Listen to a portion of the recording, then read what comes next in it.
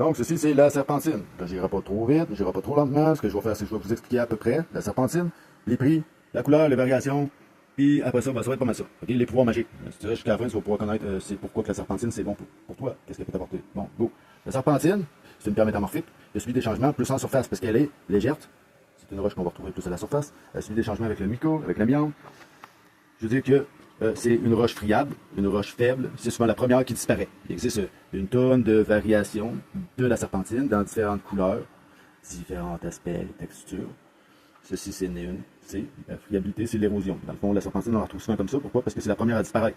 La première qui disparaît. C'est pour ça qu'il y a un gemme de qualité de serpentine qui est beaucoup plus rare, mais peut valoir plus cher. On parle de jusqu'à 40 cents le carreau. Un carreau, c'est 0,20. Si vous trouvez une serpentine qui est un gemme d'excellente qualité, très unique, très parfaite, sur tous les aspects que ce soit, en ce moment, là, elle peut valoir jusqu'à 40 cents. Mais c'est très rare vu qu'elle disparaît en premier. OK, parfait. Donc, il existe beaucoup de couleurs. Elle se combine avec de l'amiante. Puis avec du mica, comme je disais, les couleurs, il y a blanc, vert. Après ça, on tombe dans brun, noir, beaucoup de textures, beaucoup de variations. C'est pour ça qu'elle est facile, mais difficile à reconnaître. Souvent, on va la reconnaître grâce à ces petites lignes internes noires qu'on peut distinguer à l'intérieur de la serpentine. Regardez ici la blanche, les petites lignes noires. Bon, c'est ça qu'on retrouve à l'intérieur de la serpentine qui la distingue des autres. C'est vraiment une roche qui est avec un indice de moon faible. Ça, c'est 2 à 4. Ça veut dire qu'elle est souvent utilisée en sculpture. C'est pour ça que c'est la première qui disparaît. Étant une roche légère, bien, la serpentine est utilisée en sculpture, et en joaillerie, etc., etc. Et elle a pris, bon, pourquoi pas, on va le faire tout de suite. Serpentine verte brute, de 20 à 40 le kilo. On parle de 5 à 25 l'unité selon une quantité. Pour moi, ça, c'est de la bouchette. Bon, serpentine brute, 25, brune, je veux dire, 25 à 50 piastres le kilo. Okay? Si elle est polie, c'est 80 à 150 le kilo.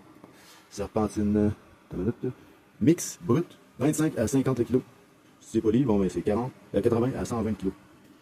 Serpentine noire. Les serpentines noires valent de 2 à 10 ou de 5 à 20 le kilo. Ça, c'est la livre. Si t'es poli, bien, elle peut valoir, mais moi, je te dis, ça vaut pas plus que 1 pièce. Puis 15 à 30 kg poli. C'est parce que la serpentine noire, c'est beaucoup de. Elle est beaucoup présente, ok? Celle qui vaut le plus, c'est celle-ci. Elle est beaucoup moins présente, c'est la jaune. C'est la multicolore, c'est l'arc-en-ciel. À ce moment-là, on parle de 100 à 150 pièces le kilo. Et elle peut valoir jusqu'à 3 $ l'unité, et même jusqu'à 40 sous le carreau. Donc c'est celle-ci qui est la plus importante. La jaune, c'est la plus rare. C'est celle qu'on retrouve avec les plus belles variations de couleurs et qui vaut le plus de prix. Mais moi, j'aime bien aussi la rouge. La rouge brune. Pourquoi? Parce qu'elle est vraiment unique, elle est vraiment belle. Regardez, celle-là, c'est une arc-en-ciel. Ils sont pas polis encore, alors c'est pour ça qu'on a besoin un peu voir à l'intérieur, mais je suis certain qu'on peut aller voir vraiment la beauté qu'elle a. Là, on parle d'une pierre quand même exceptionnelle. Parfait, merci.